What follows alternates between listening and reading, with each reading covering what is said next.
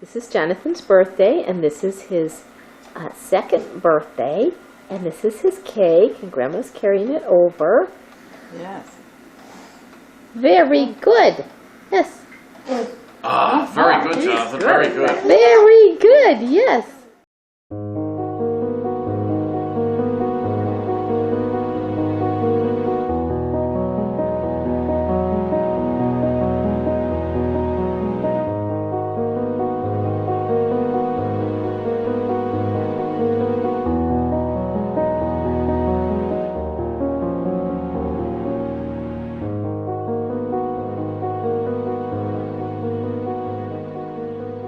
In 1985, a time when China's population crisis was making headlines around the world. In an effort to protect its people from starvation, China has enacted a policy limiting families to just one child.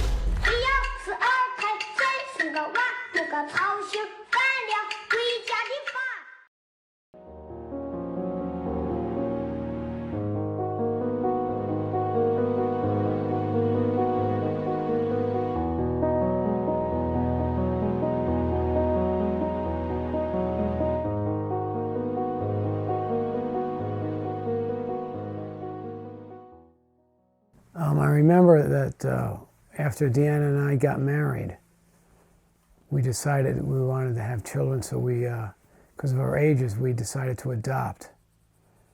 And we went through there was a bunch of different countries you could adopt from: China, Guatemala, Russia, Korea. And we decided on China because it was a more liberal country through adoptions. One of the things that, we wondered about was what other people would think about that in our family. And everybody, my side of the family, Rich's side of the family, thought that adoption is a great way to expand your family. So this one weekend in early July, our friends and family got together and gave us a baby shower.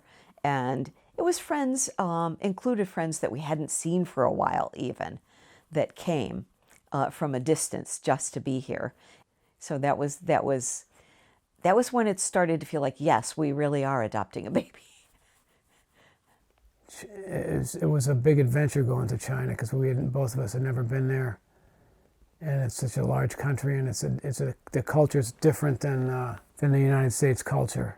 When we were actually on our way, I was a little nervous about what it was going to be like. Just, we had seen a picture of Jonathan, and we knew we were going to name him Jonathan.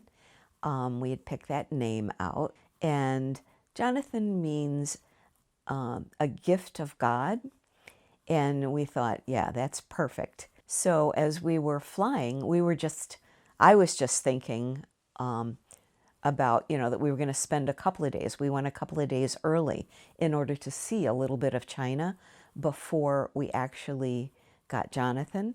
Then that started to seem like a long time. And the flight was long. That was July 15th, I think, of 2000. So it was a lot of anticipation.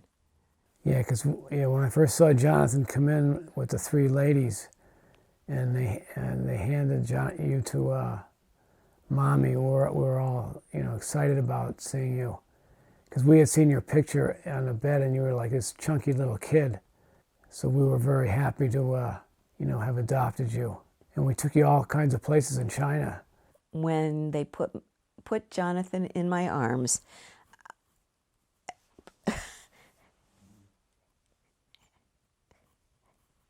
it was obviously very emotional, and it's like you can't believe that you actually have this baby and that he's going to be yours. So after they gave Jonathan to us, they told us about, his routine and when he takes naps and what he eats. And then we went back to our hotel room.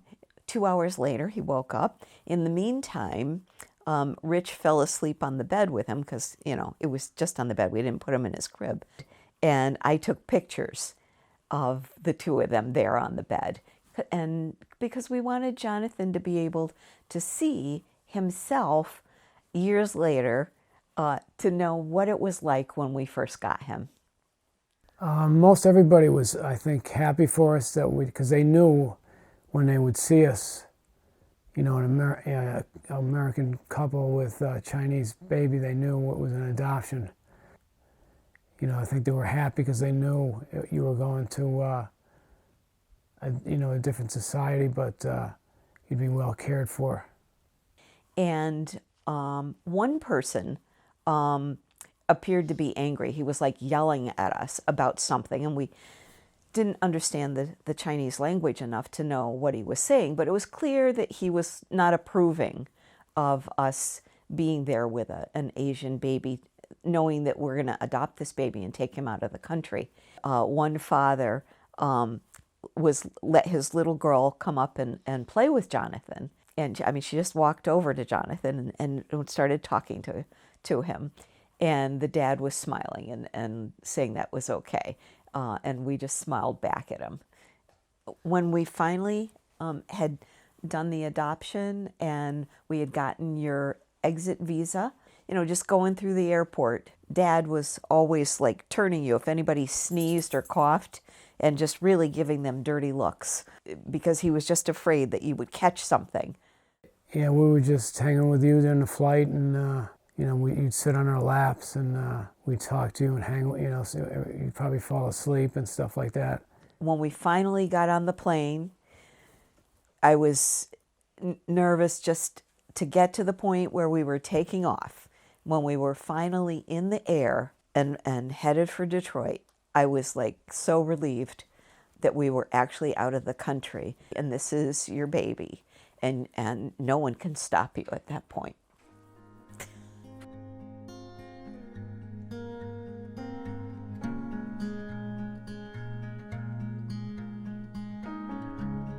It's been,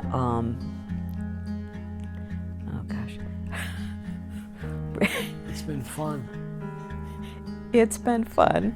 Raising a child has been an adventure that has enriched our lives. Yeah. See him through And- all his birthdays, all the Christmases and Thanksgivings. With family and interacting with family, Right, friends. watching him grow and thinking about how to help him grow, how to support him through all of the ups and downs of life. And Jonathan was delightful as a child, and he's now grown into a young man who is finding his own direction. And I think as a parent, that's really what you want, is for your child to feel like they can go and have the freedom to find their own direction.